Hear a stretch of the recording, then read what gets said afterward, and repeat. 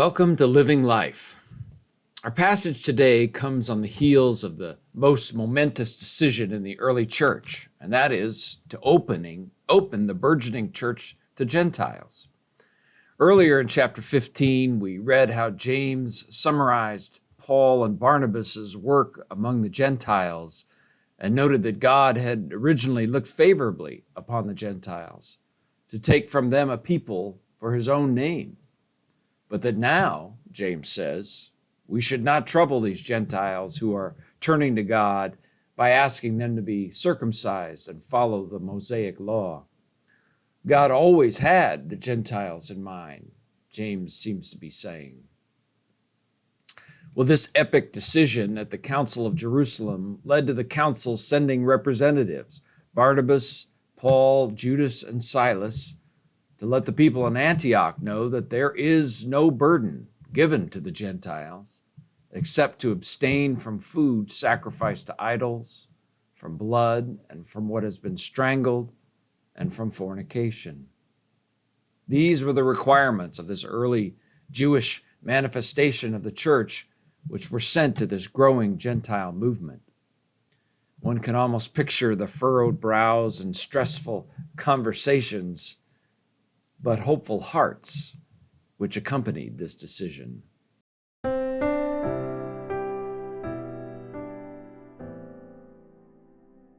Acts chapter 15, verses 30 to 41. So the men were sent off and went down to Antioch, where they gathered the church together and delivered the letter. The people read it and were glad for its encouraging message. Judas and Silas, who themselves were prophets, said much to encourage and strengthen the believers. After spending some time there, they were sent off by the believers with the blessing of peace to return to those who had sent them. But Paul and Barnabas remained in Antioch, where they and many others taught and preached the word of the Lord. Sometime later, Paul said to Barnabas, "Let us go back and visit the believers in all the towns where we preach the word of the Lord and see how they are doing."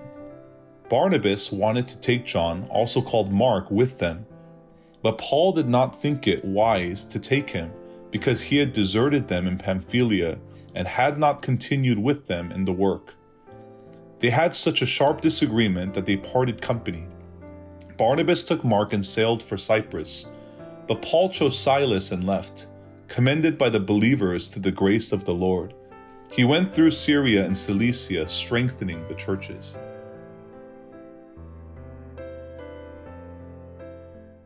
This change of heart came about through Peter's vision, which comes a few chapters earlier in the book of Acts, where he saw all kinds of animals together, clean and unclean.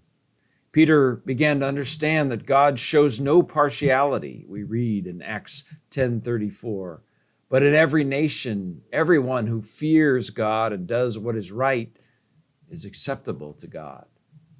This vision, along with Peter's stature as a disciple, led to this new movement of God's Spirit. This allowed the church to grow beyond its purely Jewish borders.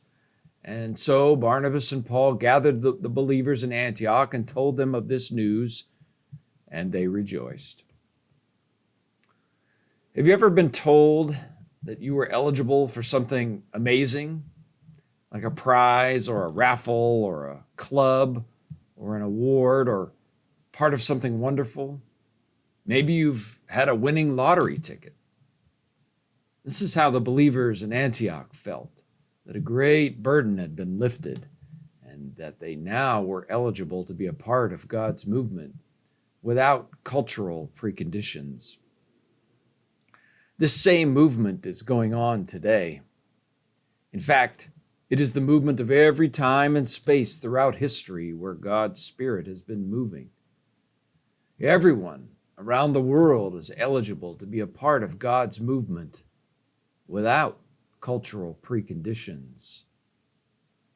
We need to decide what cultural facets to our version of the gospel are impediments to God's good word going forth. What might some of the cultural parts of your version of Christianity, what might some of those parts be that are expendable before the essence of the gospel. All of our cultures contain non-essential elements of our faith, including the first century world, and these elements are peripheral to the core of the good news of Jesus Christ.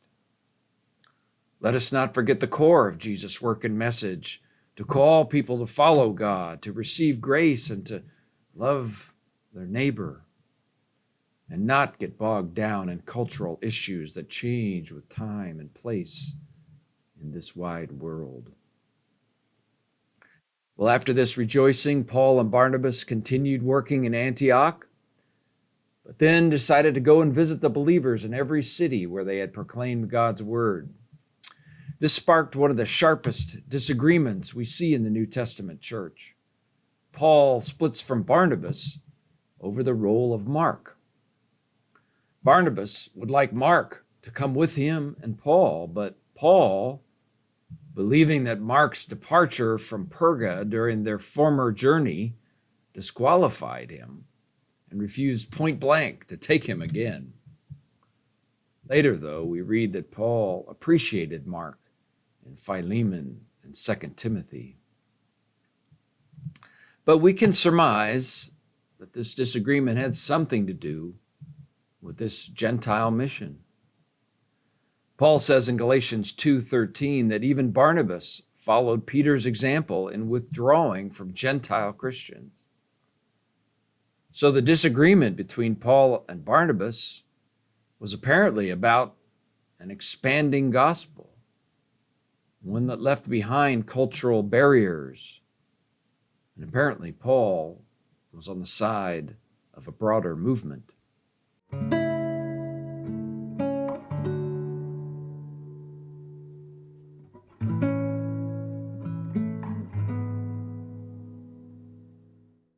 Think about the disagreements you might be having with people. You moving forward into the new light of God as Paul was? Or are you staying with Barnabas, rooted in old traditions? Should they have been able to work things out? Maybe. After all, we have two pillars of the church involved in this matter. What this shows us is that people of goodwill, good people, can disagree and disagree sharply. This was certainly a painful matter for the early church. But in a way, this disagreement worked out for the better. Instead of one missionary and pastoral expedition, there were two. Barnabas took Mark and went back to Cyprus to continue his evangelization of his native island, and Paul took Silas as his new fellow travel companion and headed out to visit the young churches of Anatolia. Sometimes disagreements can produce positive outcomes, new directions, compromises, innovations, all from painful conflicts. Sometimes there is a new solution found if we dig our way through the uncomfortableness and suffering. It is like a grace note at the end of a long, slow dirge. This is what happened here. After the spectacular new direction was found and codified at the church council, this was followed immediately by conflict, which is also not surprising. We should be ready when God provides us with something wonderful for challenges to occur. Here, the emphasis was on an ever-expanding gospel, not bound by old traditions.